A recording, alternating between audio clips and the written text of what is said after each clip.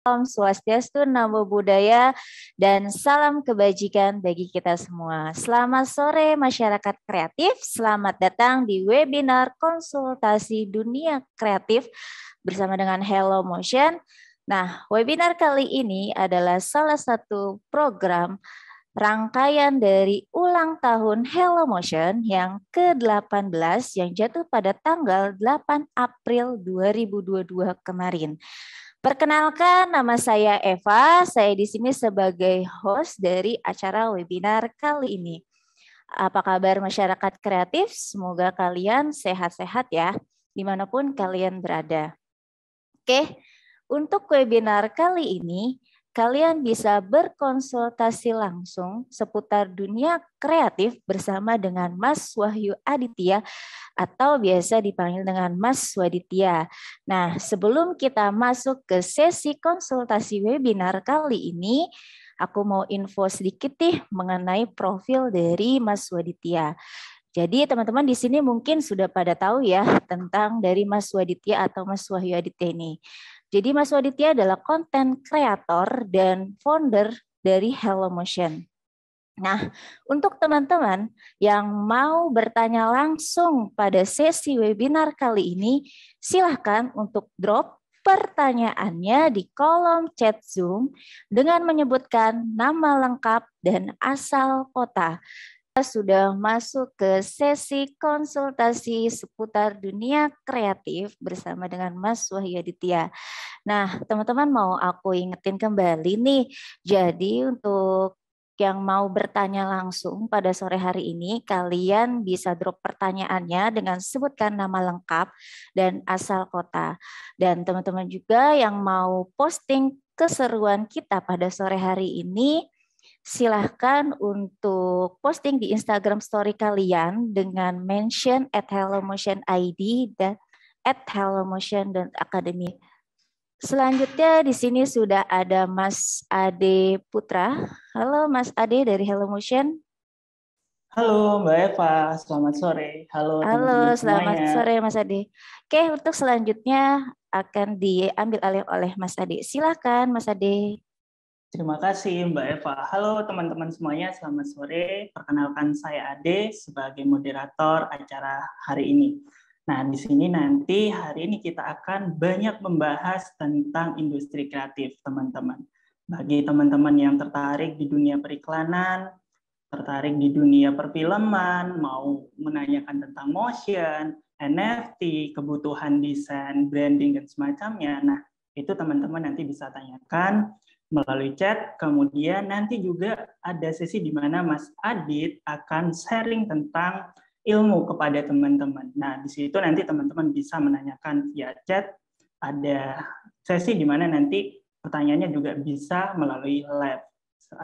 Oke, nah di sini sudah ada Mas Adit juga nih. Halo Mas Adit, selamat sore. Sore Ade. Wah, apa kabar Mas? Sehat? Alhamdulillah, baik. Sehat. Wah, oke. Sebelumnya Mas Adit, saya ucapkan selamat ulang tahun untuk Hello Motion yang ke-18 tahun. Sama-sama, kita merayakan sama-sama ulang tahun Hello Motion ini karena teman-teman di sini ada murid-murid, ada alumni, ada guru-guru, mentor-mentor. Jadi kita merayakan bersama. Oke, dan oh ya teman-teman, ada hal yang menarik nih. Kemarin Hello Motion juga tim Cican terutama sudah membuat NFT dan sold out nih Mas. Gimana nih pendapat Mas Wadid tuh?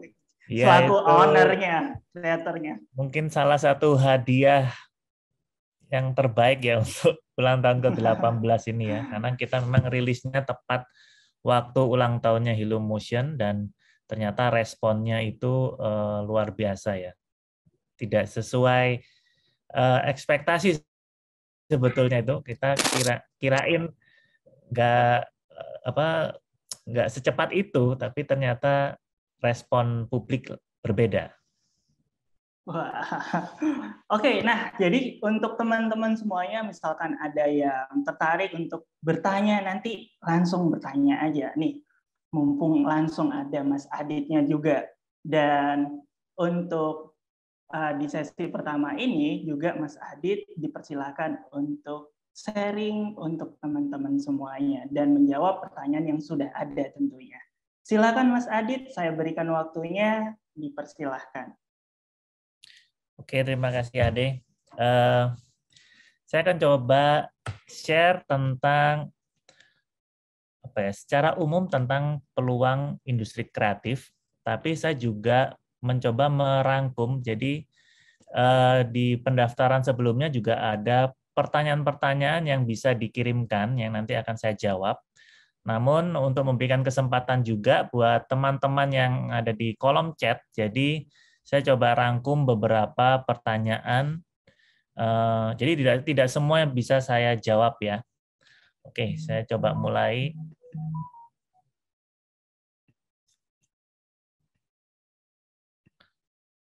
Ya.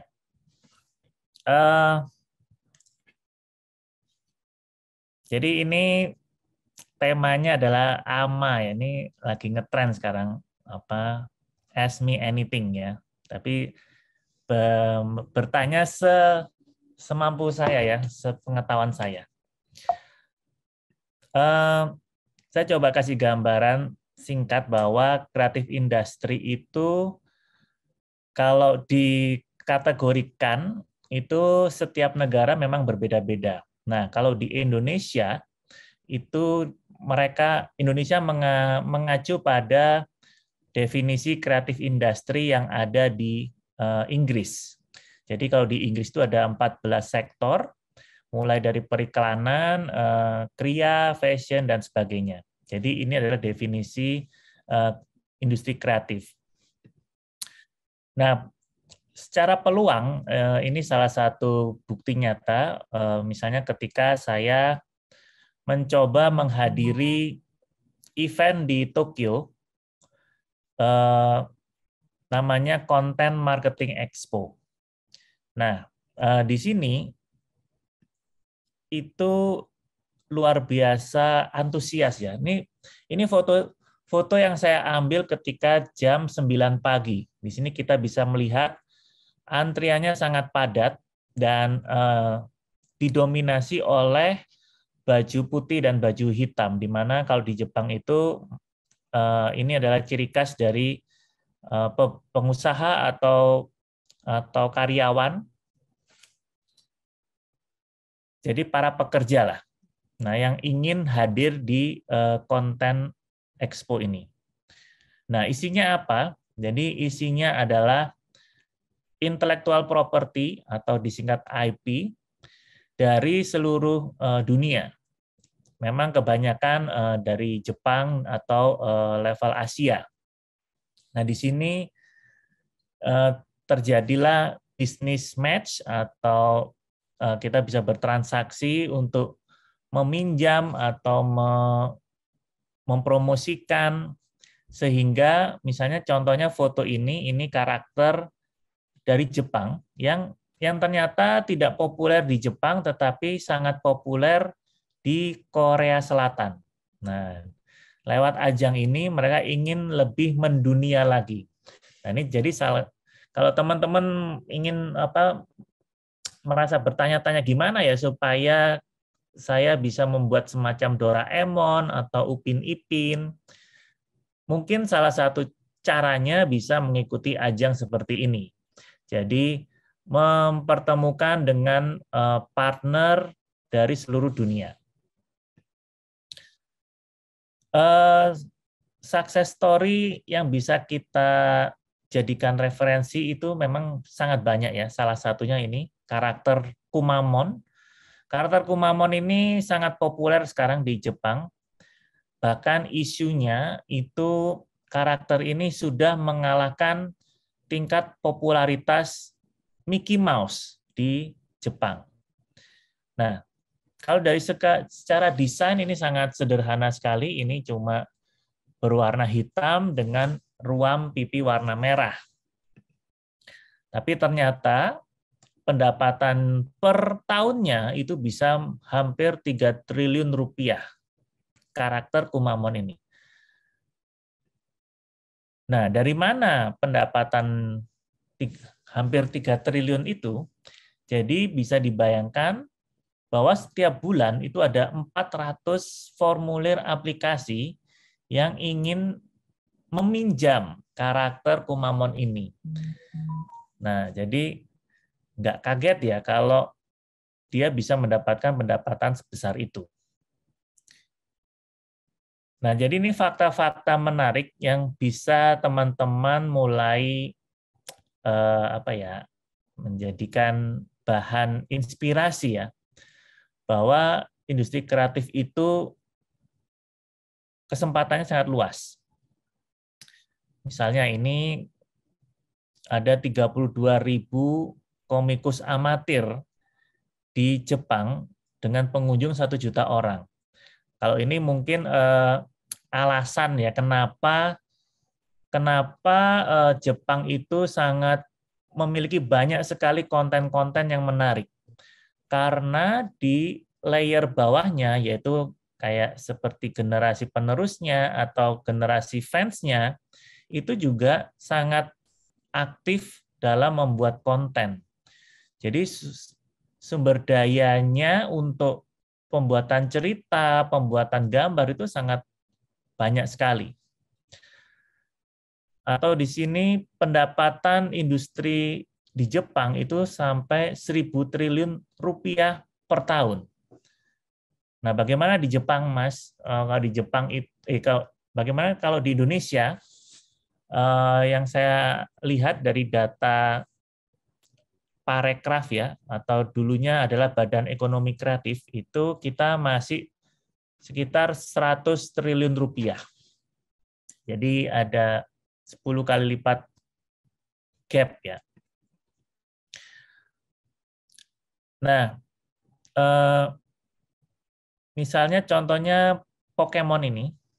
Pokemon ini yang sumber dayanya berawal dari otak manusia, kreativitas manusia, itu dalam 10 tahun dia bisa menghasilkan 150 triliun rupiah. Bentar, saya coba pakai timer ya, supaya takutnya saya nanti ngomongnya kebablasan. Ya. Oke. Nah, 150 triliun rupiah itu dari 4 hal. Dari video, dari gambar, dari game, dan dari musik. Atau ini kalau kita ngomongin kreator lokal ya, sempat beberapa tahun yang lalu ya, ini stiker kekinian ini sangat terkenal ya, mungkin sampai sekarang. Dan dengan adanya industri kreatif itu memunculkan banyak pekerjaan baru, banyak peluang baru, banyak jenis pekerjaan baru. Mungkin 6 atau 7 tahun yang lalu kita masih asing mendengar tukang stiker digital. Tapi kalau sekarang itu sudah hal umum ya, profesi menjadi tukang stiker digital. Contohnya kekinian ini. Dan isunya ini bisa, pendapatannya mereka itu bisa sampai ratusan juta rupiah per tahun. Dari hanya menjual stiker. Nah, jadi apa yang tadi saya jabarkan itu memang sangat berkaitan dengan konten. Ini saya ingin mencoba menyamakan persepsi ya. Sebetulnya konten itu apa? Nah, konten itu adalah informasi. Jadi tugasnya cuma 2 sebetulnya, yaitu memberikan informasi atau memberikan pengalaman baru. Contoh konten informasi itu biasanya berita. Atau kita lihat di Instagram ada feed tentang berita-berita, atau di televisi berita-berita, itu rata-rata konten yang hanya memberikan informasi. Tetapi konten yang memberikan pengalaman baru itu biasanya yang memiliki storytelling. Misalnya kita nonton film horor, jadi setelah nonton film horor kita punya pengalaman baru, misalnya menjadi takut atau menjadi nggak bisa tidur, atau kita menonton film komedi ketika setelah menonton itu kita menjadi terhibur. Nah, itu adalah contoh konten memberikan pengalaman baru. Dan ranah konten itu cuma 4 sampai saat ini ya, yaitu di video, lewat suara, permainan, atau lewat gambar. Nah, konten itu bisa diciptakan secara individu ataupun kelompok. Nah, jadi ini adalah definisi konten. Semoga teman-teman bisa memahami ya. Ternyata konten itu cuma 2 sebetulnya tugasnya. Nah, sekarang saya coba memberikan gambaran dunia kerja di industri kreatif. Menurut saya pribadi, ya, kalau kita ngomongin urusan kerja berarti urusan mencari pendapatan ya. Nah, sebaiknya memang teman-teman itu memiliki tiga hal ini, yaitu kalian memiliki active income, kalian juga bisa memiliki passive income, sama capital gain. Nah, ini adalah sumber pendapatan yang ada di dunia pekerjaan ya. Tapi kebanyakan memang kalau saya lihat, rata-rata teman-teman ini masih fokusnya di active income. Nah, saya coba jabarkan masing-masingnya. Active income, passive income, dan capital gain itu seperti apa. Active income misalnya seperti ini, saya bekerja di sebuah perusahaan, atau saya sebagai seorang freelancer, atau saya sebagai seorang entrepreneur. Jadi kita aktif menggunakan keterampilan kita sehingga kita mendapatkan income. Nah, misalnya ini saya bekerja, ini foto saya waktu kerja di Trans TV. Nah, keahlian saya adalah sebagai animator. Nah, dari situ saya bisa mendapatkan income, digaji bulanan. Nah, ini yang dimaksud dengan active income. Lalu ada yang namanya passive income. Nah, passive income ini biasanya kamu membuat sebuah karya, tetapi karya itu nanti akan menggulung sendiri ya. Jadi kamu hanya menerima pendapatan dari karya itu.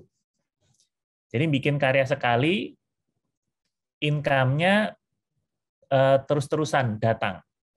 Contohnya misalnya kalau saya mengarang buku. Nah, saya mengarang buku dalam waktu sekitar 4 bulan. Lalu saya serahkan ke penerbit. Penerbit membuatkan sistem royalti. Jadi saya menerima royalti setiap 6 bulan dari penjualan buku. Nah, ini namanya passive income. Atau kalau kamu bermain di NFT, kamu membuat karya NFT, lalu kamu perjualbelikan di marketplace NFT, dan kamu juga mendapatkan royalti dari setiap penjualan gambar-gambar ini. Nah, kalau passive income di luar industri kreatif itu contohnya misalnya kamu punya kos-kosan. Nah, kamu tinggal menerima pendapatan bulanan. Jadi tidak ada effort lagi setelah sistem yang kamu buat itu selesai. Nah, ini passive income. Nah, yang ketiga ini yang mungkin juga jarang ya dilakukan oleh teman-teman, yaitu capital gain. Atau ini adalah selisih dari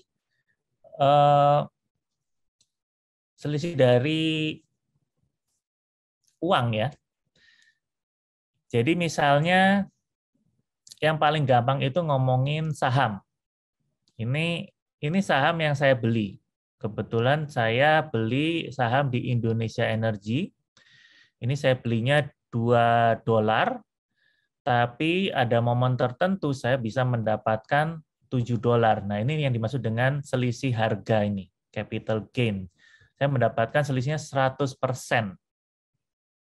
Atau yang di OpenSea, studi kasusnya adalah Cican. Jadi, ini kalau ini bukan saya. Jadi, ini pembeli. Jadi, kami menjual Cican itu sebetulnya harganya sekitar Rp700.000. Tetapi mereka bisa menjual lagi, di NFT itu sistemnya seperti itu ya. Jadi bisa menjual lagi. Nah, ini dia menjual hampir sekitar hampir Rp6 juta. Jadi selisihnya sangat besar sekali ya, dari 700.000 dia mau jual ke Rp6 juta. Nah, itulah selisih harga yang bisa mereka dapatkan sebagai income. Jadi capital gain macam-macam ya, ada saham, ada main NFT, atau main reksadana, atau mendapatkan dividen, dan lain sebagainya. Jadi 3 hal itu yang teman-teman mulai pikirkan dari sekarang. Jadi tidak fokus hanya aktif income saja. Tetapi bisa kalian awali dari aktif income. Lalu pelan-pelan membuat passive income dan capital gain setelah kalian sudah punya tabungan yang cukup. Nah, kalau kita ngomongin juga urusan kerja, memang memilih kerjaan itu adalah semacam, kalau di sini privilege ya, privilege yang tidak bisa, yang sulit untuk didapatkan sebetulnya. Kalau referensinya ya saya pribadi, saya mendapatkan pekerjaan itu memang nggak bisa memilih gitu ya. Kalau ada kesempatan itu yang saya ambil. Kalau di masa-masa muda saya, memang saya punya cita-cita yang pinginnya bekerja di Hollywood gitu. Tetapi kembali lagi itu realitanya tidak semudah itu. Jadi artinya teman-teman di sini sebaiknya adalah kalau ada kesempatan itu coba kalian manfaatkan. Nah, lalu untuk pekerjaan, keterampilan apa yang sebetulnya dibutuhkan saat ini? Ini semua saya ambil dari referensi teman-teman di Twitter ya, yang menurut saya juga valid. Jadi ini ada 6, kalau di era sekarang ya, kalian harus menguasai bahasa Inggris, menguasai copywriting, mengerti sosial media, mengerti digital marketing, paham tentang desain grafis dan video editing. Ini yang membuat kalian, tanda kutip, bisa bertahan atau survive ya, bisa survive di karir di industri kreatif ini. Bahkan karir di luar industri kreatif pun ini sangat dibutuhkan. Nah, lalu ada 3 hal yang harus kalian terus asah ya, yaitu ilmu kalian, pengalaman kalian, dan sisi kreatif kalian.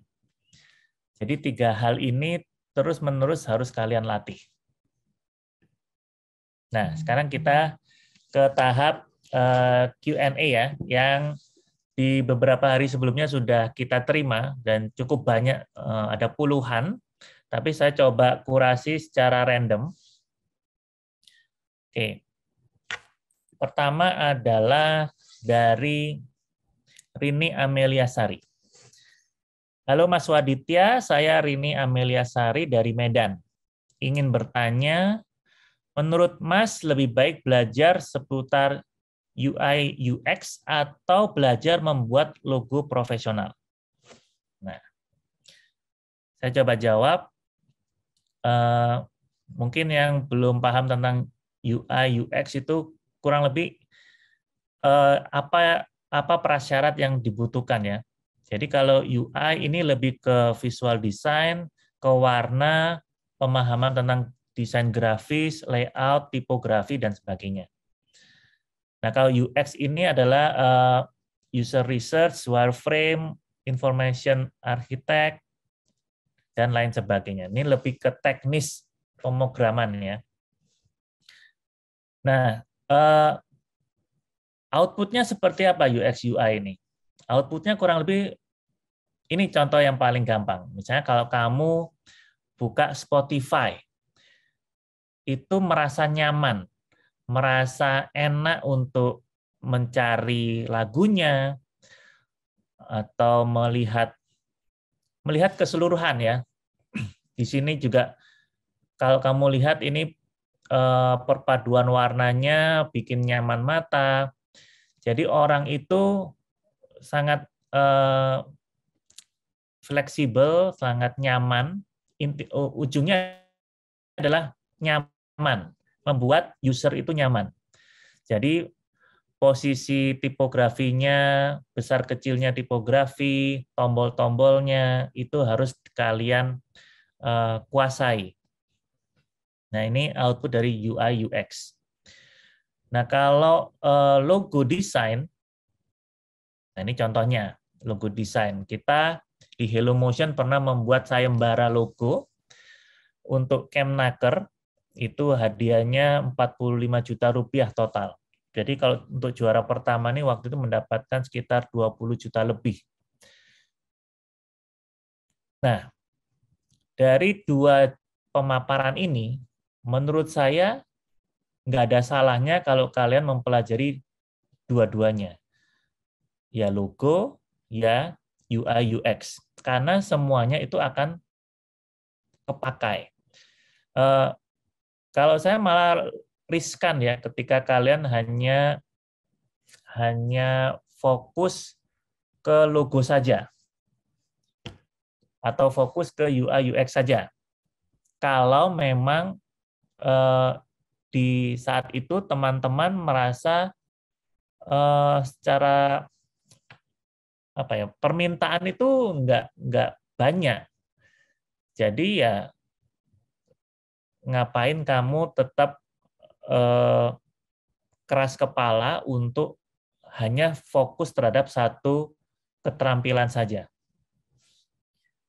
Jadi itu mungkin yang bisa saya jawab untuk pertanyaan pertama. Lalu pertanyaan kedua, tips bagaimana caranya agar kita tetap konsisten untuk berkarya walaupun sering naik turun dan kadang-kala ragu dengan karya sendiri. Seperti Hello Motion yang mampu bertahan sampai kini berusia 18 tahun. Ini pertanyaan dari Hanif. Nah, ini mungkin harus dibedakan ya antara personal dengan sebuah perusahaan. Jadi kalau saya membacanya di atas ini adalah itu permasalahan personal ya, orang per orang, yaitu ingin berkarya tapi sering naik turun. Tapi kalau Hello Motion bisa bertahan 18 tahun, itu adalah persoalan korporasi, perusahaan organisasi. Jadi memiliki cara pendekatan yang berbeda. Nah, kalau yang pertama supaya konsisten berkarya, itu memang harus cari ciri khas kalian ya sebetulnya. Kalau sering naik turun ini berarti teman-teman ini mungkin masih labil atau belum menemukan sistemnya, atau memang keterampilan kalian ini sudah tidak banyak yang dicari atau sudah terganti oleh orang lain atau sistem lain. Jadi kalian harus tetap bisa beradaptasi dengan perkembangan teknologi. Nah, kalau untuk organisasi itu memang lain lagi ya. Kita sebagai di situ ada banyak personil yang harus bekerja sama terus-menerus untuk menciptakan inovasi baru, menciptakan program-program baru yang memikat, dan lain sebagainya. Jadi jadi jawabannya berbeda. Itu mungkin yang bisa saya jawab untuk Hanif. Nah, ini saya kasih gambaran aja ya, bagaimana saya membangun Hello Motion sampai bisa 18 tahun gitu ya. Ini Hello Motion Academy tahun 2004. Jadi saya bisa dibilang nekat, tapi tidak terlalu nekat gitu ya. Jadi saya meminjam uang 400 juta untuk membangun perusahaan Hello Motion. Tapi memang bisnis utamanya adalah kursus. Jadi 400 juta itu saya pakai 300 jutanya untuk sewa gedung 2 tahun dan beli peralatan. Jadi sisa sekitar 50 juta untuk operasional. Nah, tadi dimaksud tidak begitu nekat karena memang saya melakukan survei dulu, analisa dulu, bahkan sampai kepastian sudah ada customer-nya. Jadi waktu itu saya sudah bisa mengikat sekitar 2 kelas untuk bisa jalan sebelum saya memutuskan untuk meminjam uang ke bank. Nah, itu adalah sebagai validasi saya bahwa memang ini adalah customer saya. Dan ternyata itu terjadi. Akhirnya saya bisa memutar uang untuk pertama minimal adalah operasionalnya harus terus bisa ada untuk bayar listrik, untuk bayar gaji dan sebagainya. Kalau di pengalaman saya itu istilahnya momen berdarah-darah ya. Itu bisa butuh waktu 4 tahun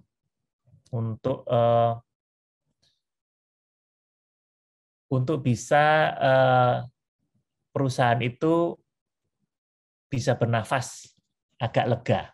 Nah, kira-kira itu adalah suka duka dalam membangun perusahaan. Oke, ini pertanyaan berikutnya. Bagaimana menghadapi kebuntuan ide-ide kreatif dan menimbulkan kembali ide-ide kreatif yang segar? Dari Syahrul Ramadan.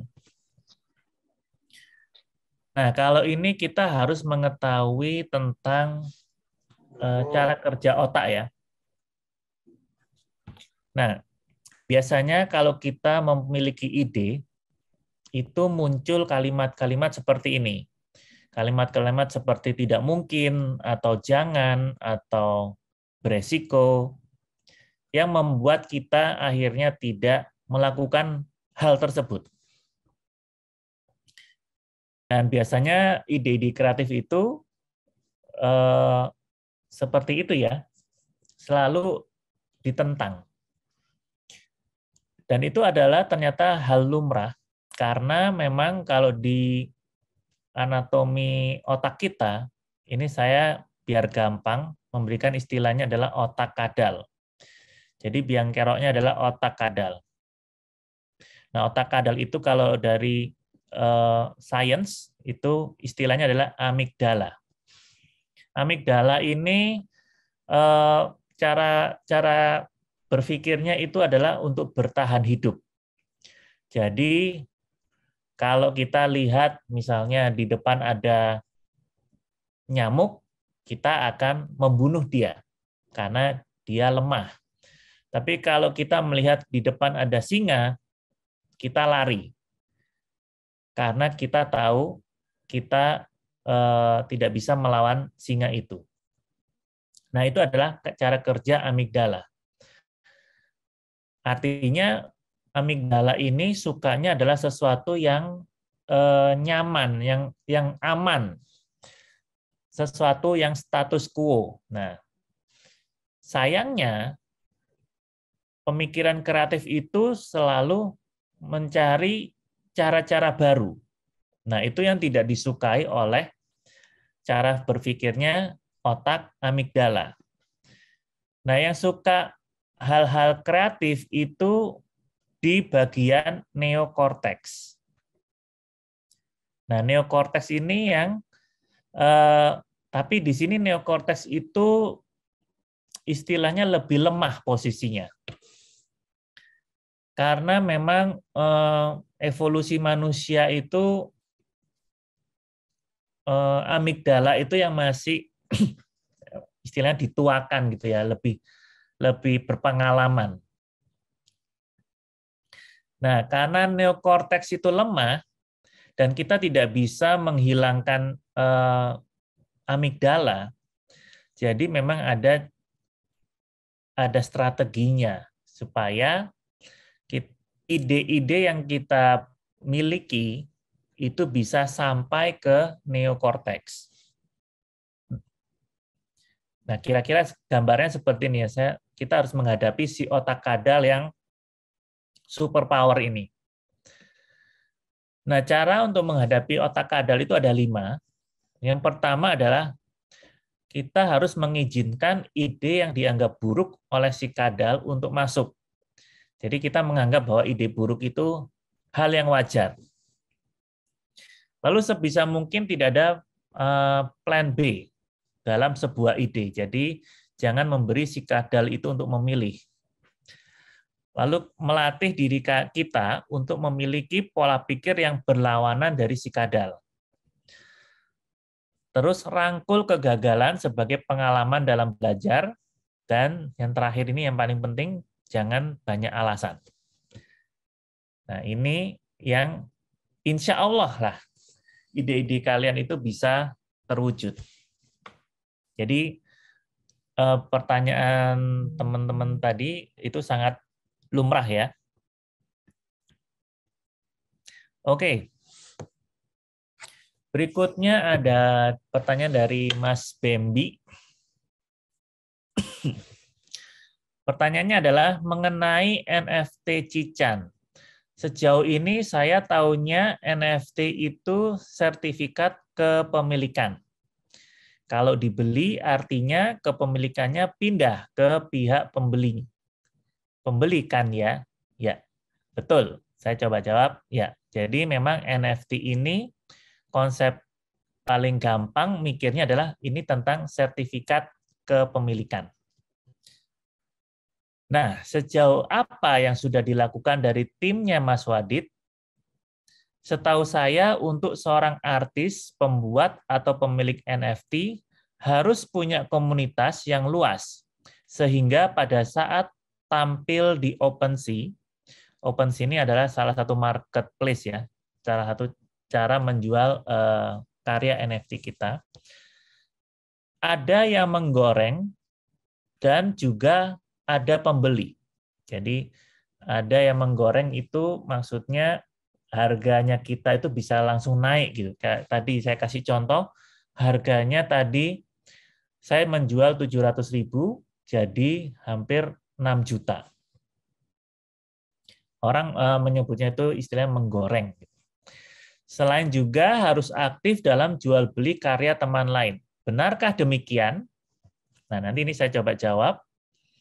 Nah, Mas Wadid sendiri perlu melakukan apa saja agar teman-teman artis juga sadar dan siap, mengingat tidak semua artis yang membuat NFT sukses. Catatan di luar hal-hal teknis yang akan dijelaskan oleh ahlinya pada webinar NFT nanti. Ya, jadi nanti kita juga akan ada webinar NFT ya, kalau nggak salah bulan Juni. Nanti mohon dikoreksi oleh admin. Itu kita akan ada tetap dalam rangka ulang tahun HelloMotion yang ke-18 ini, kita ada webinar khusus membahas NFT secara gratis di bulan Juni. Oke, saya coba jawab. Pertama saya coba jawab tentang NFT Cican ya. Jadi NFT Cican ini yang belum tahu NFT, jadi NFT itu sebuah produk yang tidak bisa diduplikasi. Jadi cuma satu yang bisa kamu jual. Jadi nggak bisa diperbanyak. Jadi bukan kayak jualan handphone atau jualan baju gitu ya. Jadi dicetaknya cuma satu. Nah, sifatnya adalah digital. Nah, NFT itu kenapa bisa cuma satu? Karena di situ ada kata-kata sandinya. Ada kata, ya paling gampang saya pakai istilah kata sandi ya. Jadi setiap karya itu punya kata sandi yang berbeda.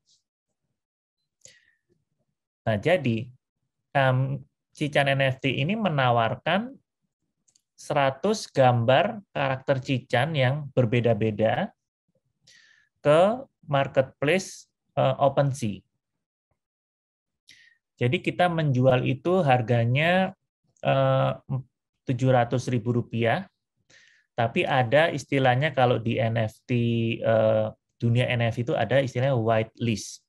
Whitelist itu adalah momen di mana kita sebagai calon buyer atau calon pembeli punya privilege untuk bisa membeli lebih awal. Nah, membeli lebih awal itu biasanya karena memang ngebet pingin gitu ya, atau memang biasanya juga harganya tuh lebih murah.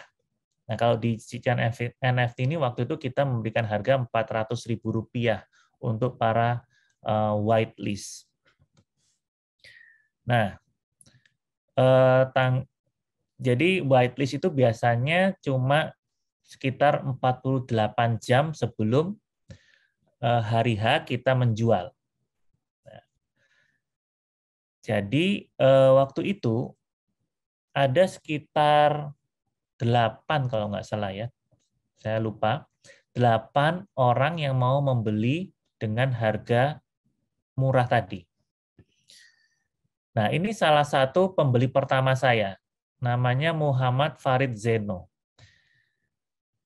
Dia membeli Cican nomor 066, Cican yang pakai baju SD.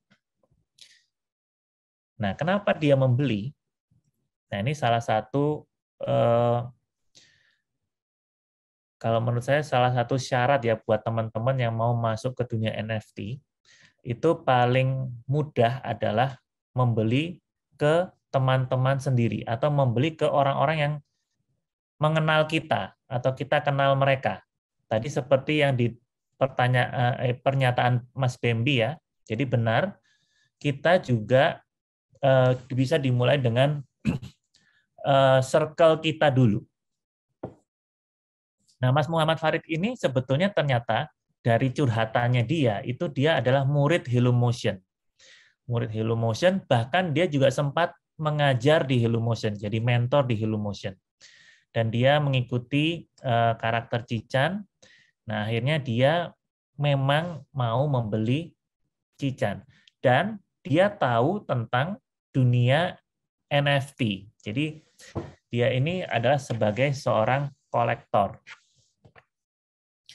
Nah, buat teman-teman, kenapa NFT orang mau beli NFT gitu ya? Nah, ini adalah cara NFT menurut saya adalah salah satu cara orang bilang revolusi ya, revolusi seni itu. Karena kita itu bisa menjual dan bisa mengontrol harganya dan aman karena kita hanya menjual satu itu aja, tidak bisa diduplikasi, dan si kreator tetap mendapatkan royalti. Itu adalah beberapa hal yang membuat NFT itu menarik. Nah, akhirnya ini juga salah satu orang yang pakai jalur whitelist juga. Ini kebetulan ini orang populer ya, ini penulis novel, Mbak Ika Natasha ini, ternyata dia juga seorang kolektor NFT. Jadi sudah paham tentang dunia NFT. Nah, jadi buat teman-teman, kalau punya teman yang sudah tahu, yang sudah menjadi kolektor, itu lebih mudah untuk menjual juga. Dia membeli 2 yang ini, Mbak Ika Natasha. Nah, berikutnya, ini yang saya nggak paham.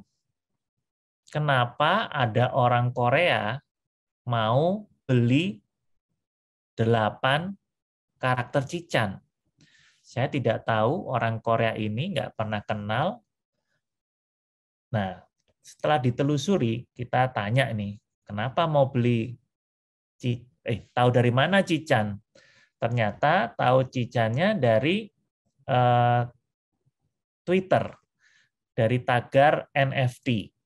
Nah, artinya buat teman-teman yang mau jualan NFT, juga harus aktif sebagai sales ya, sebagai sales. Jadi harus diperkenalkan. Saya waktu itu memang cukup sering untuk memperkenalkan, untuk mempromosikan program NFT Cican ini di Twitter. Tentunya dengan kebiasaan di Twitter ya, menggunakan tagar dan sebagainya. Yang itu ternyata itu berfungsi sekali. Nah, ini salah satu contohnya, ada orang Korea mau beli Cican. Nah, jadi ini yang kiri itu ketika momen kita sudah jualan dengan whitelist dan satu orang yang jualan, yang membeli dengan harga biasa. Lalu dalam waktu kurang dari 24 jam, itu langsung sold out.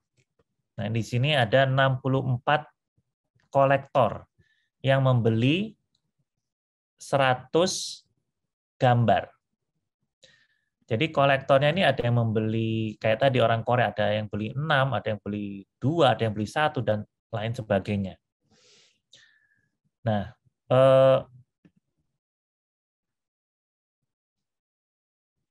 akhirnya muncullah hal-hal seperti ini. Ini ada kolektor yang punya saudara yang lagi ulang tahun, dan kebetulan dia itu fans beratnya Cican, si anak ini, dan akhirnya sama saudaranya ini dibeliin NFT Cican.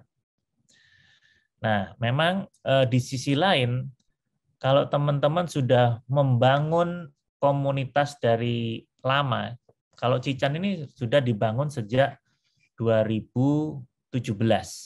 Jadi kita sudah memarketingkan Cican ini sudah 5 tahun lebih. Pasti ada, kita sudah punya pasarnya, sudah ada audiensnya. Itu juga mempermudah kita menjual produk-produk baru. Atau ini orang yang nggak saya kenal, ini dia bahkan membantu Cican untuk dipromosikan ulang oleh orang ini. Waktu ini dia cerita, ini tinggal 30 gambar, dan dia bilang ke komunitasnya dia, akhirnya langsung sold out. Nah, jadi cara sold out-nya itu kurang lebih kombinasi hal-hal ini ya. Jadi orang secara sukarela membicarakan proyek ini, kita kenal dengan orang-orang yang sudah menjadi kolektor, dan lain sebagainya. Dan profil si kreator juga harus diketahui, karena beberapa kolektor itu juga ingin tahu ini proyeknya bohong atau atau ngopi dari karya lain atau apa gitu. Jadi profil si kreator juga penting buat kolektor. Nah, kalau kita ngomongin jualan NFT, ini adalah 3 yang populer di luar puluhan marketplace NFT ya. Kalau saya pakai OpenSea, tapi ada juga yang pakai object.com, ada juga yang pakai Foundation. Jadi masing-masing itu memiliki ciri khas yang berbeda kalau menurut saya ya, dan menurut pendapat dari teman-teman yang sudah sering main NFT. Jadi kalau OpenSea itu kebanyakan menganggap itu mahal ya, mahal, dan biasanya sistemnya yang project, yang bikin 100, yang bikin 1000 gambar. Nah itu biasanya di OpenSea.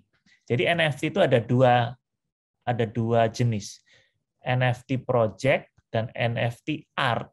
Nah, kalau yang art, yang menggambar, yang menonjolkan art gitu ya, itu biasanya di objek. Nah, objek ini kalau saya lihat di dunia Twitter itu memang sangat ramah gitu. Ramahnya gimana? Misalnya kamu bikin karya NFT lalu masukkan ke objek, lalu kamu promosikan ke Twitter, itu biasanya akan dibantu oleh teman-teman kreator objek lainnya untuk di retweet lagi. Jadi di sini banyak seniman-seniman individual gitu ya kalau di objek. Kalau di OpenSea ini kebanyakan adalah semacam perusahaan seperti Cican. Cican itu sistemnya adalah perusahaan. Jadi kita ada tim, ada yang mempromosikan, ada yang menggambar dan lain sebagainya. Tapi kalau yang individual, tips saya bisa coba yang object.com karena secara lingkungannya lebih nyaman dan lebih murah gitu ya. Nah, ini tadi yang saya maksud dengan Twitter. Jadi kalau di Twitter itu ada fasilitas namanya Twitter Space. Twitter Space ini ajang ngobrol gitu ya, kayak apa ya namanya itu, yang pernah ada ngetren juga, tapi sekarang sudah nggak ngetren. Nah ini ajang ngobrol, dan biasanya ini ada yang kategorinya adalah NFT. Jadi kita bisa mempromosikan karya NFT kita ke sesama kreator dan kolektor. Nah ini yang saya lakukan waktu itu.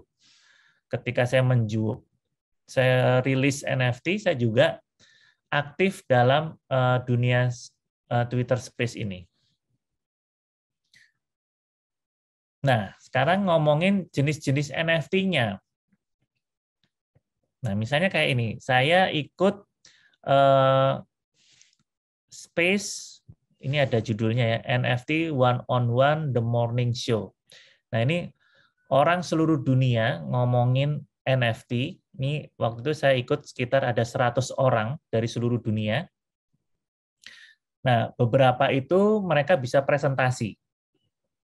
Nah, ini ada yang presentasi namanya Neti. Neti ini menjual NFT dalam bentuk fotografi. Fotografinya spesifik tentang Venice di Italia. Nah, dia mempromosikan, dan akhirnya saya bantu retweet di sini. Nah, ini contohnya ya. Jadi, dunia Twitter sangat bermanfaat sekali karena saya juga secara sukarela meretweet karya dari Neti ini.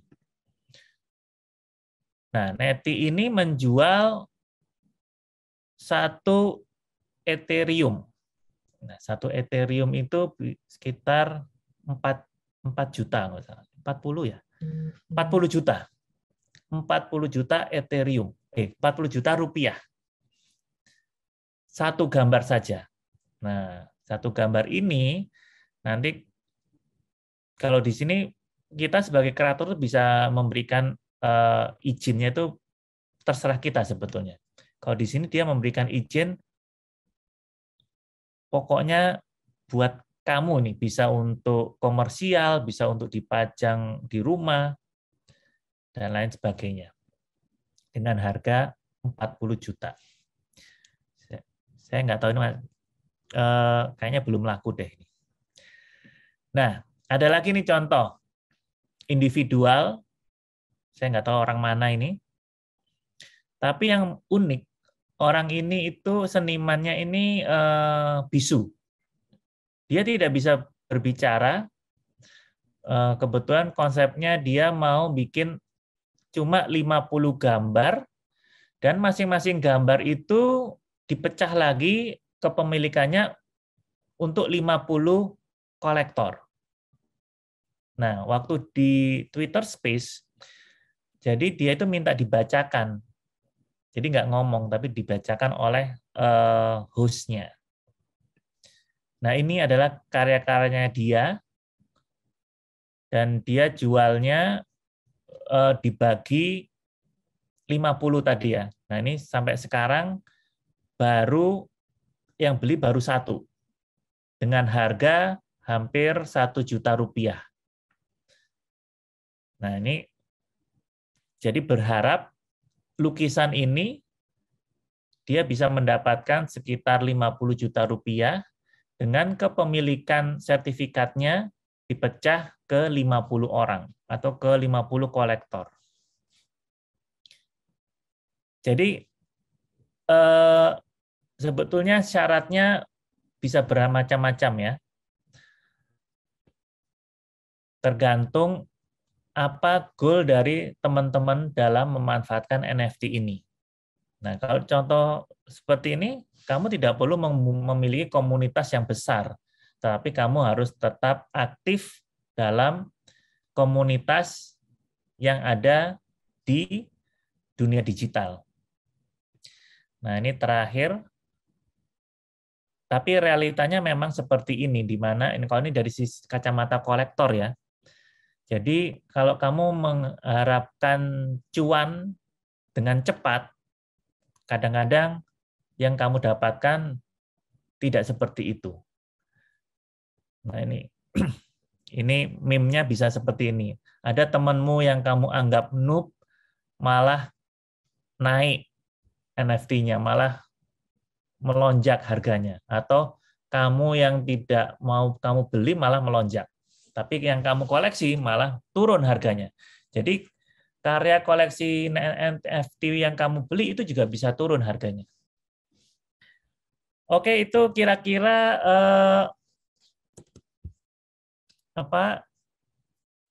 mana stop share ini.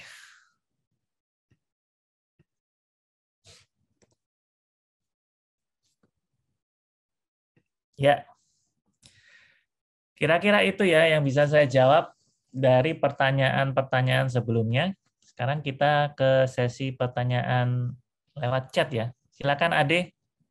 Oke, Mas Adit, terima kasih atas penjabaran. Seru sekali ya tadi pembahasan dari Mas Adit, apalagi tentang bahasan NFT-nya. Wah, Mas bahasanya to the moon ya kalau NFT. To the moon banget tuh. Satu kurang dari 24 jam sold out teman-teman, dan teman-teman bisa tuh mulai membuat NFT dan dunia kreatif lainnya tentunya. Di sini, nah ini Mas, ada pertanyaan nih dari Triwanto dari Jakarta Selatan tentang ATM. Amati, tiru, miringin dikit bahasanya. Dimiringin dikit, jadi dirubah dikit maksudnya teman-teman. Nah, yang diperbolehkan nih seperti apa sih Mas Adit? Silahkan. Oke.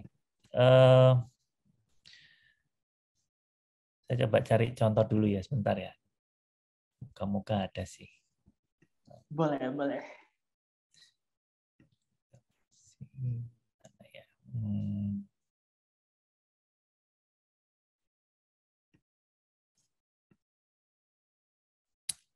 Sayang nggak ada. Oke, ATM. Menurut saya itu memang hal yang lumrah ya, ATM itu, sistem yang lumrah. Yang tidak boleh itu adalah plagiat. Nah, plagiat itu apa? Plagiat itu adalah kamu mengklaim gambar orang lain atau karya orang lain sebagai gambar atau karyamu. Itu yang tidak boleh. Kamu mengklaim karakter Cican itu karyanya kamu, padahal itu karya saya. Nah, itu yang tidak boleh.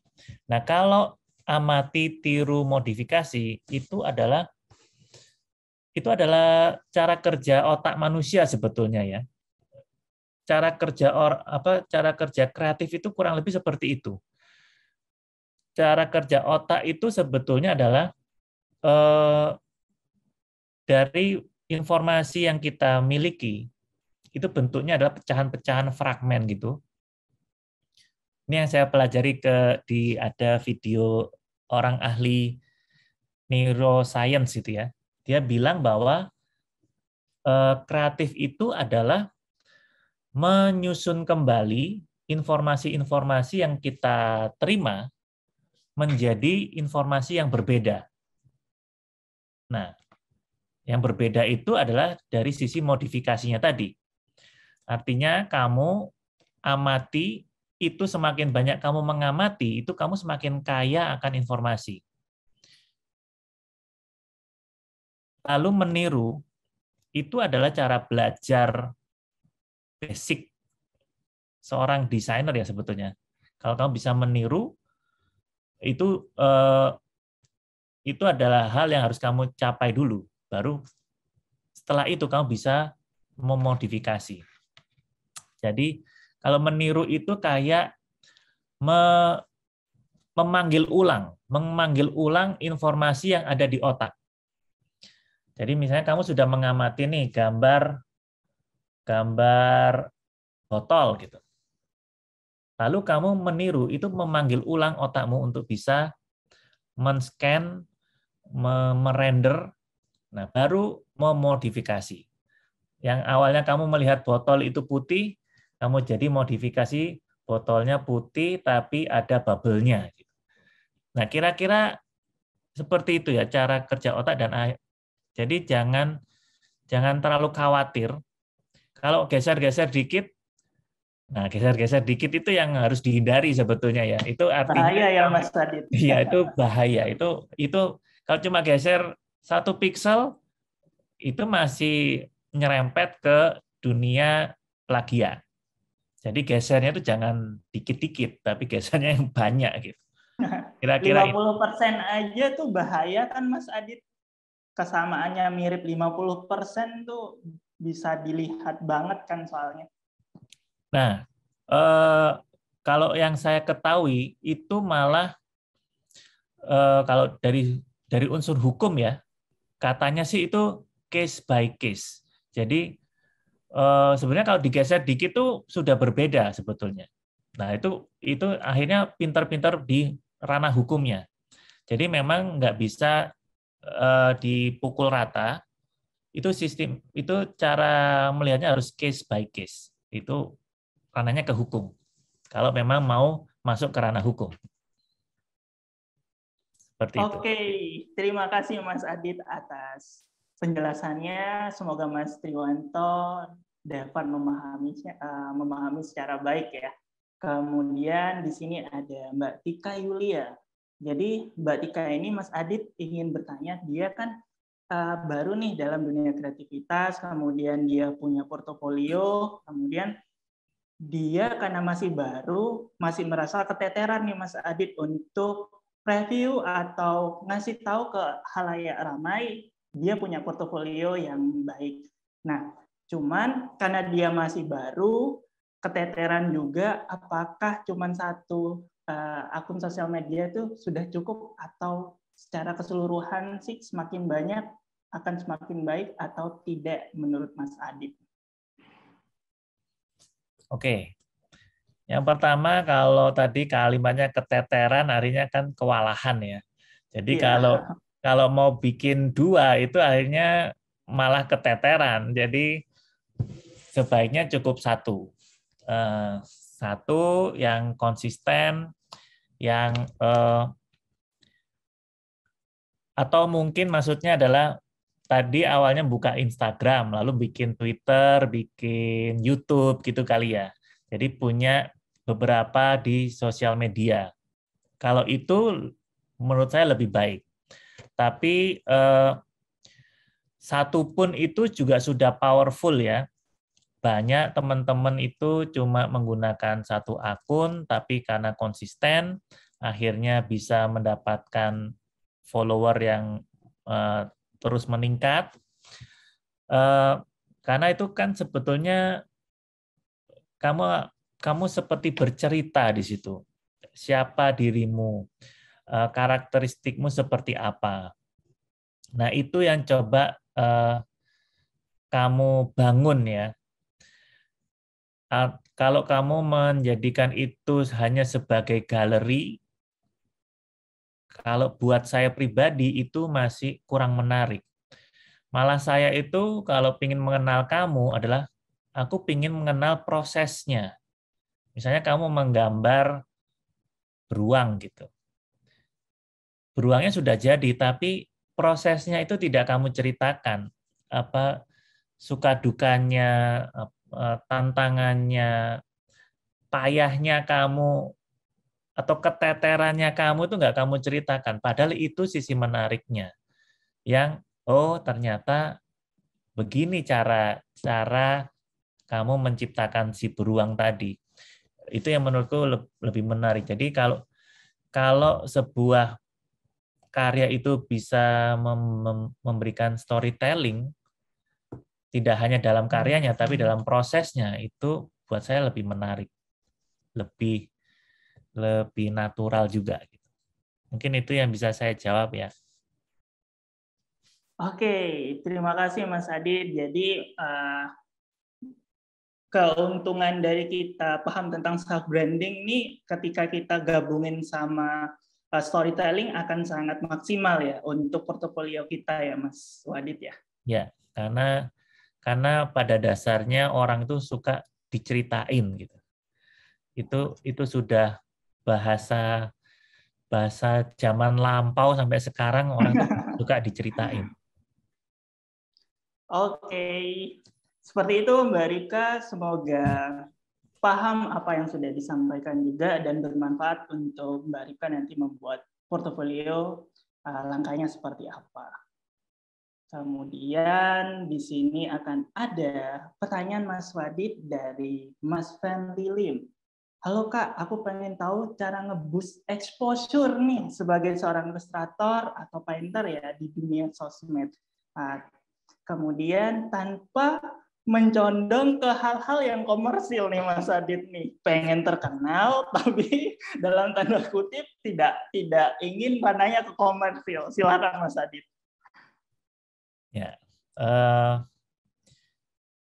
Mungkin pertama yang harus dilihat adalah jangan terlalu sibuk mikirin ini komersil atau idealis. Malah kalau tadi kalimatnya pingin nge-boost gitu ya, itu kadang-kadang memang kita harus komersil banget gitu ya. Komersil itu kan banyak yang mengkonsumsi, banyak yang orang mau dengan karya kita. Jadi kamu harus bisa memodifikasi idealismemu itu menjadi sebuah karya yang komersil. Menurut saya itu sih. Contohnya kayak saya membuat Cican itu ya. Cican itu kan dari idealisme saya dalam membuat karakter dalam bentuk kelinci, lalu saya coba publikasikan ke masyarakat luas. Nah, saya mengemasnya sedemikian rupa sehingga bisa diterima oleh banyak masyarakat. Nah, itu mungkin kuncinya ya. Kamu harus bisa membuat karya yang bisa diterima oleh banyak masyarakat. Saya coba presentasi biar mendapatkan gambaran lebih ya, sebentar ya.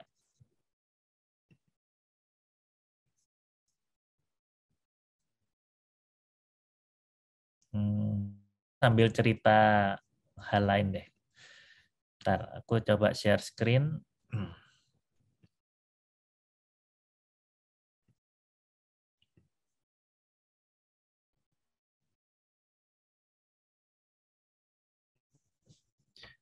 Contohnya ini.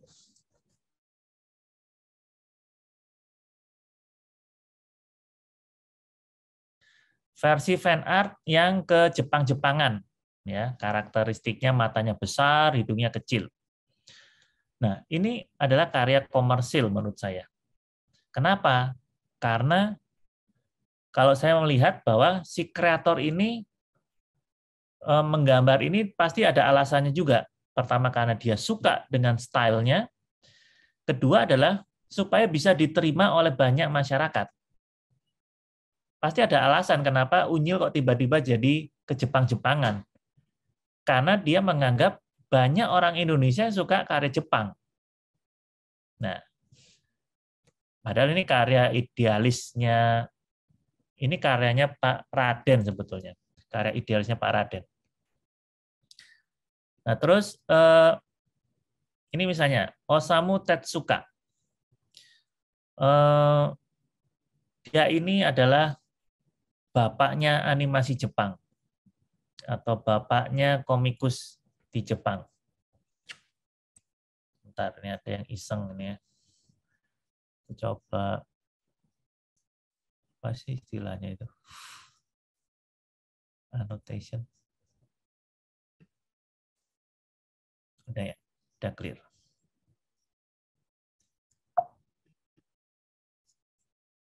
Masih ada yang vandal-vandalan nih, Mas. Bentar.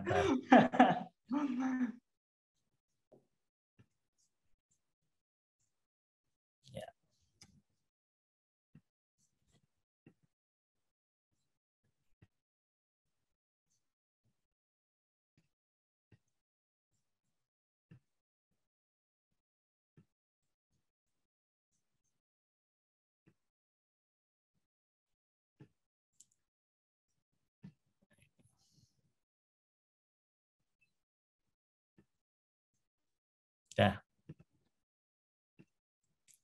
Sudah saya lock yang vandal-vandal. Oke. Balik lagi ke Osamu Tezuka. Ya. Dia style gambarnya adalah kurang lebih seperti ini ya. Matanya besar-besar. Ya, pokoknya matanya besar-besar. Ternyata yang mempopulerkan mata besar itu ya si Osamu Tezuka itu, yang akhirnya mengilhami teman-teman di Indonesia juga, di seluruh dunia, cara menggambar itu mata besar. Tapi memang Osamu Tezuka ini ternyata juga menggunakan sistem ATM, amati, tiru, modifikasi. Dia adalah fans beratnya film Disney. Jadi ketika masa kecilnya Osamu itu suka menonton film-film Disney, dan film salah satu favoritnya adalah Bambi. Nah, film Bambi ini kalau kita lihat karakteristiknya juga matanya besar ya.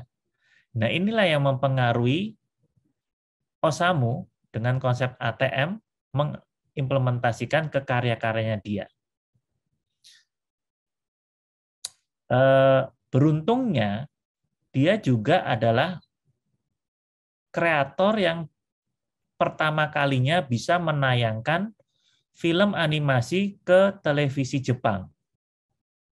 Karena dia bisa memiliki momentum itu, penontonnya itu 40 juta populasi Jepang.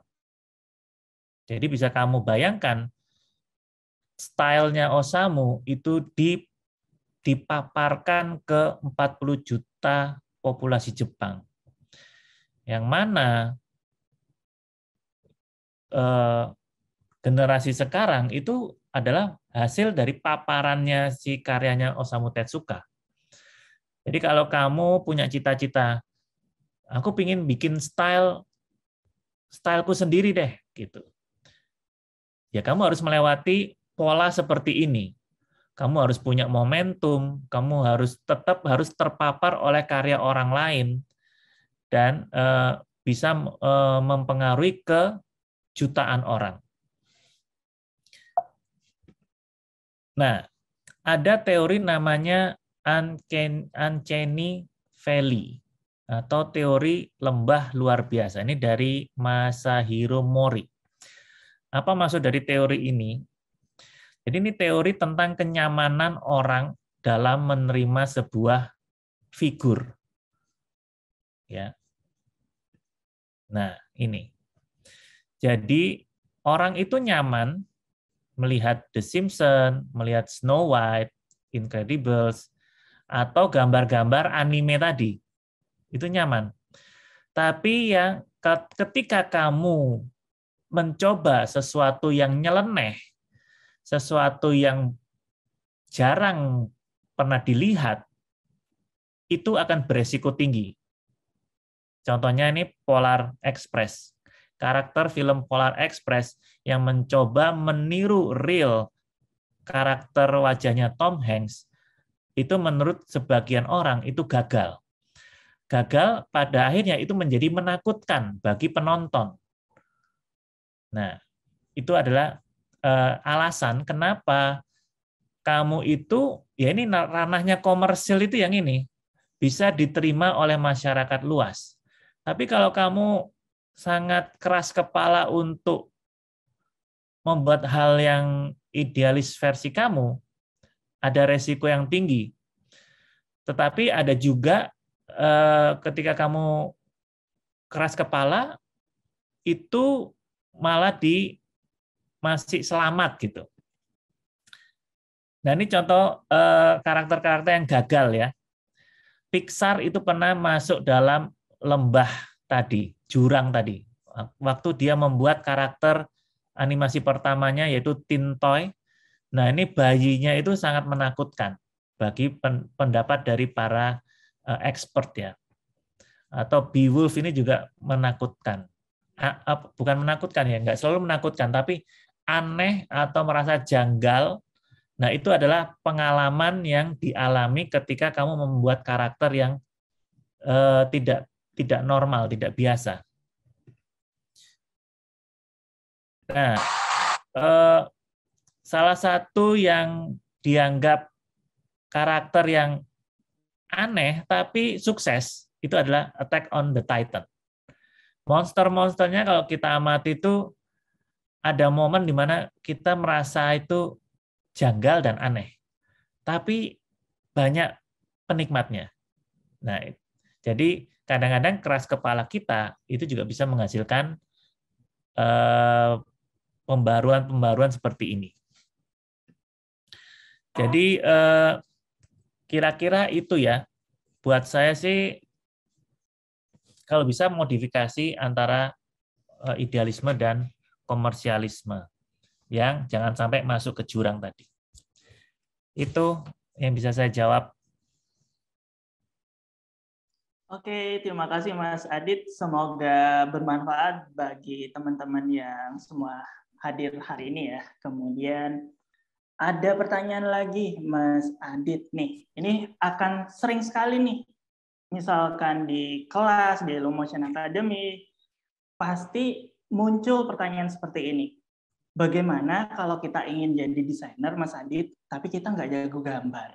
Nah, silakan Mas Adit. Nah, oke. Aku coba share juga nih. Ntar ya.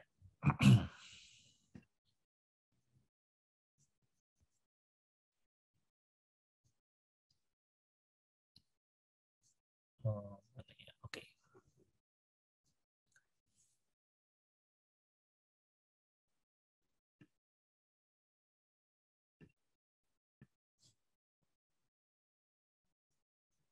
Aku coba share screen.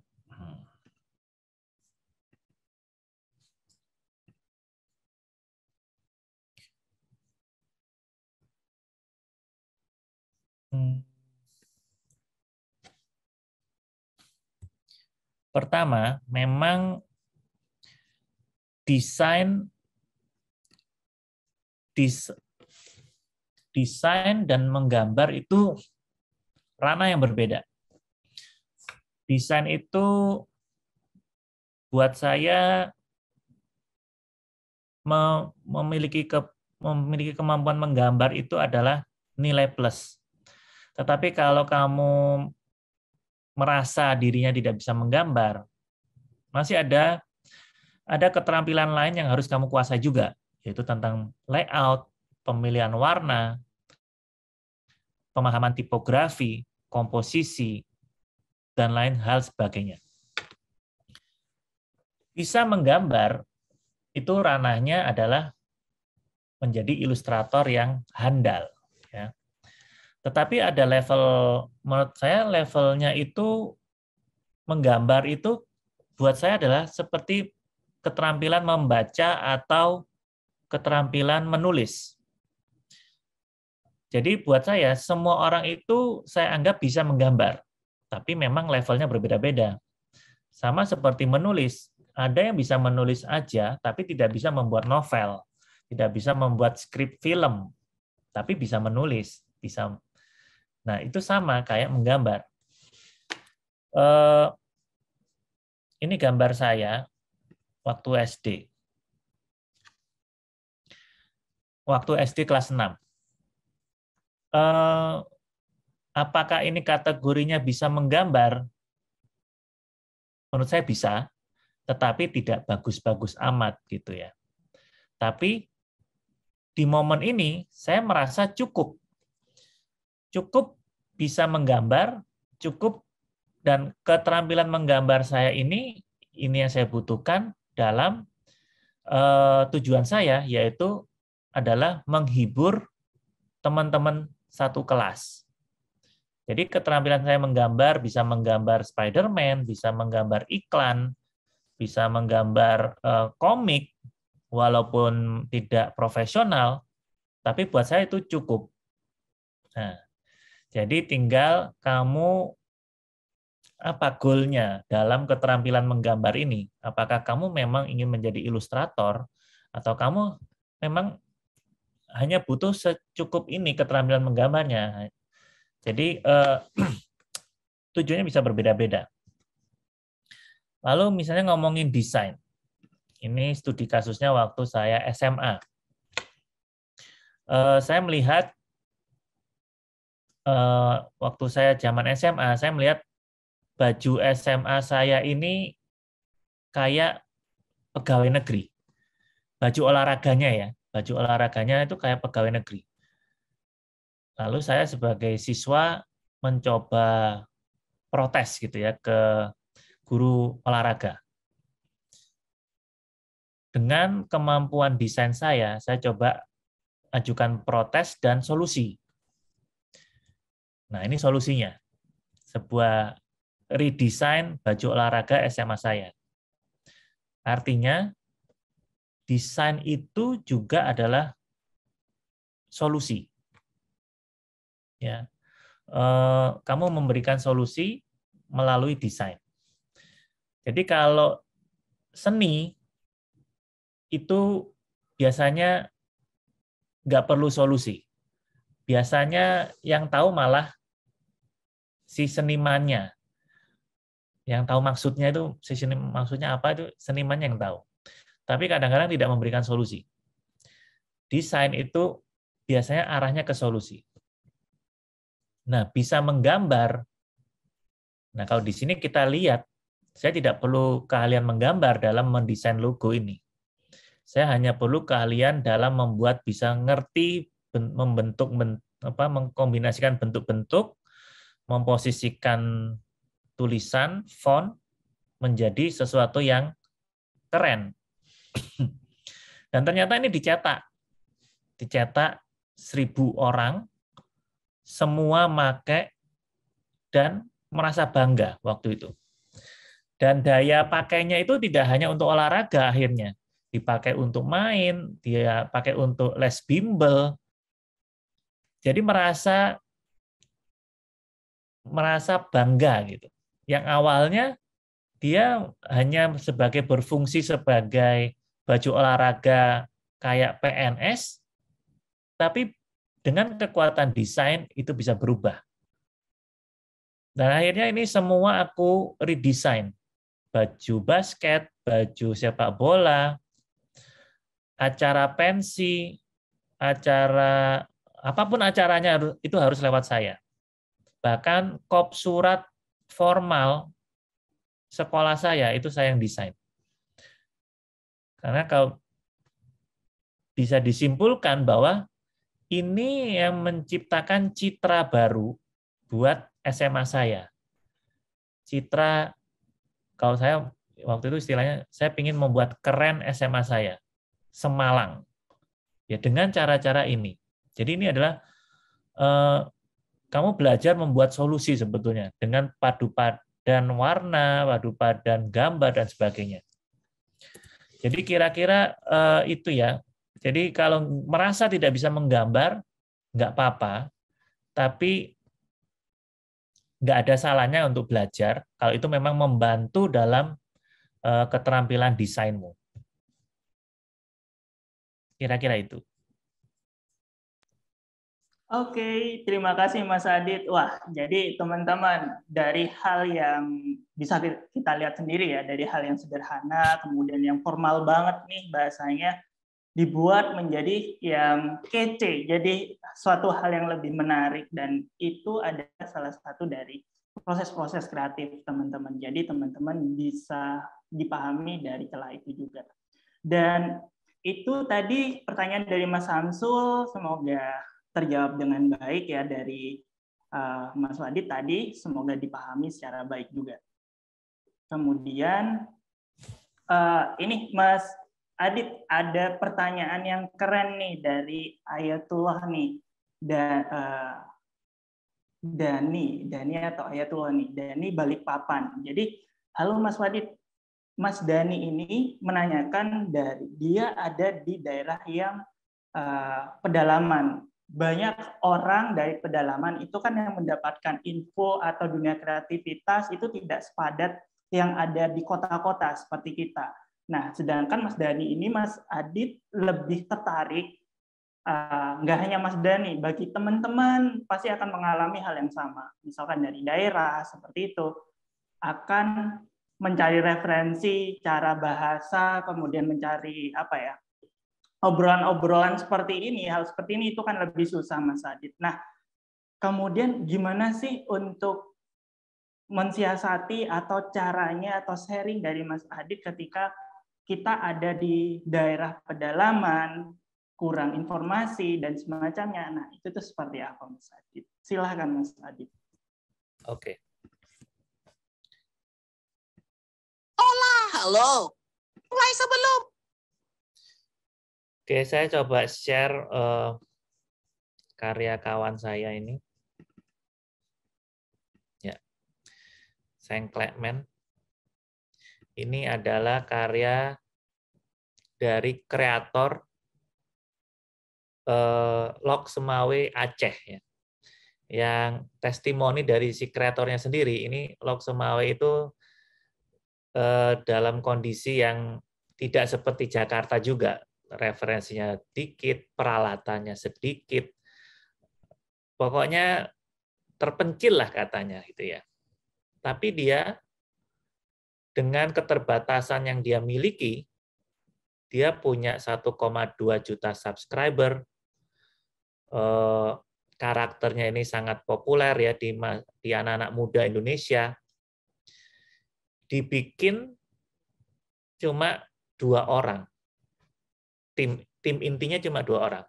Satu si kreatornya ini dari Lok Semawe, satu lagi dari Bogor asistennya yang nggak pernah ketemuan, jarang ketemuan. Jadi kalau saya simpulkan, si kreator Sengklekmen ini benar-benar memanfaatkan kekuatan dunia maya, memaksimalkan dunia maya sebetulnya. Jadi dia memang tidak terlalu mengandalkan apa yang ada di Lok Semawe, tapi betapa kayanya peluang di dunia maya yang bisa dia dapatkan. Nah, kembali ke malah kadang-kadang ketika kamu tinggal di tadi tempat apa istilah pedalaman atau tempat yang asing, itu menjadi ciri khas. Itu yang dilakukan oleh Saint Clement. Dia itu selalu di setiap ceritanya itu background-nya itu sangat khas. Karena yang background yang dia bikin itu khas Lok Semawe. Yang kita sebagai audiens Jakarta, nggak pernah lihat ini. Gedung seperti bentuknya kayak gini, rumah seperti ini, budaya seperti ini, itu yang malah dia tampilkan. Jadi kita bisa meniru apa yang dilakukan oleh Saint Clement, memanfaatkan secara maksimal sumber daya di dunia maya, artinya kamu juga harus sudah terbiasa berkomunikasi daring ya kayak gini dengan timmu. Kayak ini dia berkomunikasinya sama asistennya itu di Bogor gitu. Lok Semawe dan Bogor itu kan jauh, tapi nggak ada masalah buat mereka. Nah, kira-kira ini ya yang bisa membuat teman tadi dari Balikpapan atau apa tadi yang bisa semangat lagi ya buat terus berkarya, jangan merasa kekurangan karena tidak berada di daerah seperti ibu kota atau kota-kota metropolitan. Malah kadang-kadang itu malah saya iri sama Saint Clement ini. Rumahnya ini dekat dengan laut, jadi dia itu berkarya itu kayak santai sekali gitu. Malah nggak hiruk pikuk kayak Jakarta kayak gini. Kira-kira itu. Oke, jadi masalah ini ya, masalah tempat itu harusnya tidak menjadi masalah ya, Mas Wadid. Dari sekarang udah mulai populernya Instagram, sosial media, pasti bisa dicari-cari juga teman-teman. Dan kreativitas tadi dari Mas Adit yang sudah jabarkan juga, di daerah itu sangat bisa sekali kita mengambil referensi yang ada, culture-nya seperti itu ya Mas Adit, untuk kita kemas. Dan itu akan menjadi hal yang baru juga. Nah, seperti itu teman-teman. Apa yang sudah dibahas oleh Mas Adit. Kemudian ini ada pertanyaan lagi Mas Adit dari Faisal Mandala dari Bandung. Nah, jadi Mas Faisal ini akan sama seperti kebanyakan orang pada umumnya juga Mas Adit. Jadi dia udah berlatih, udah belajar, kemudian ketika dia ingin membuat sebuah desain dalam hal apapun ya teman-teman ya, mau bikin desain, video, atau karya seni apapun itu. Nah, mengalami yang namanya merasakan seperti ini Mas Adit, wah kok karyaku kurang bagus ya, kok masih belum keren ya, kok belum kece. Hal itu yang dirasakan. Kemudian gimana caranya supaya kita makin keren, kemudian tidak menyerah kalau kita give up ya. Nah, itu yang ditanyakan oleh Mas Faisal. Silakan Mas Adit. Ya, pertama itu perasaan yang sangat wajar ya. Kita itu sebagai seniman selalu mengejar perfeksionis gitu. Saya juga sering mengalami, misalnya kalau bikin animasi, gerakannya itu pinginnya itu seperfect mungkin, atau ketika mewarnai seindah mungkin. Padahal dilihatnya ya cuma berapa frame gitu, berapa detik gitu. Tapi kadang-kadang kayak gemes gitu ya kalau nggak perfect gitu. Atau ketika kita selalu melihat desain, akhirnya desain yang kita buat tuh kok menurutnya nggak bagus. Bahkan waktu saya bikin NFT, itu sama perasaannya. Saya tuh masih ada rasa nggak percaya diri. Ini aku hargain 700.000, ada nggak yang beli ya? Dan gambarnya itu ya biasa-biasa aja menurut saya. Simple, terus nggak kayak yang lain, ada gradasi, ada rumit lah. Tapi aku nggak Rasa bisa. kurang selalu hadir ya Mas Ya, Adit ya. aku nggak bisa mencapai kerumitan itu karena pertama susah, terus nanti nggak jadi-jadi. Jadi intinya sih itu hal yang wajar ya. Nah, yang penting adalah setelah itu bagaimana kamu menghadapi problema itu. Kalau saya ya problemanya ya jalani aja sebetulnya ya. Ya udah aku ini yang bisa saya berikan, tapi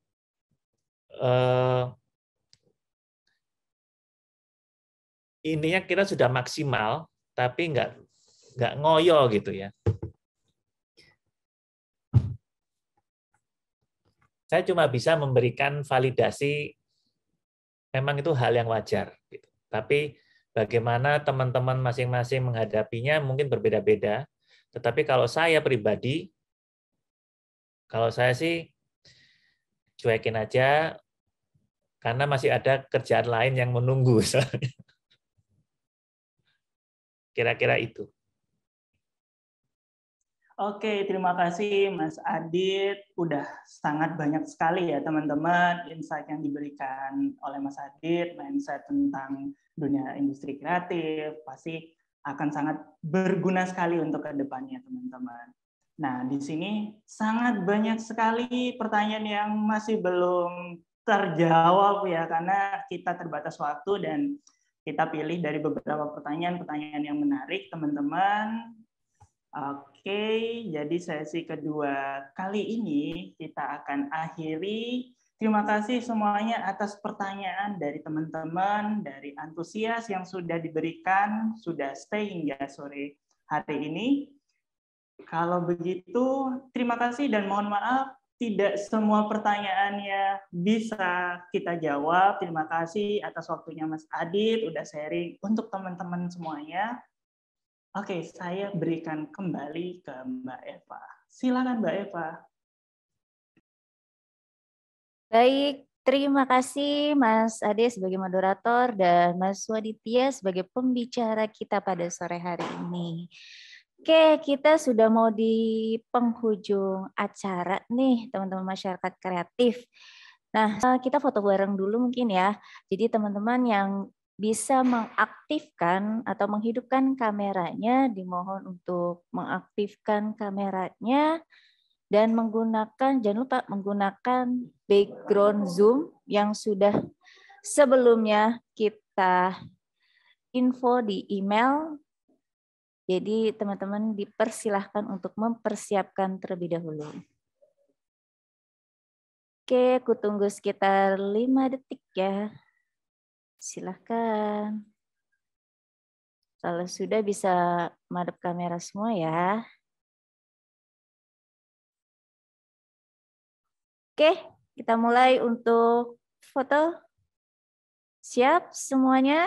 Dalam hitungan 3 ya. 1, 2, 3. Oke, boleh sekali lagi ya. Gaya bebas, boleh. Oke, siap. 1, 2, 3. Oke, terima kasih untuk teman-teman masyarakat kreatif. Nah, oke, terima kasih semuanya pada sore hari ini. Sampai jumpa kembali di sesi webinar berikutnya. Salam kreatif dan selamat ulang tahun untuk Hello Motion yang ke-18. Terima kasih semuanya. Sampai jumpa kembali. Selamat sore.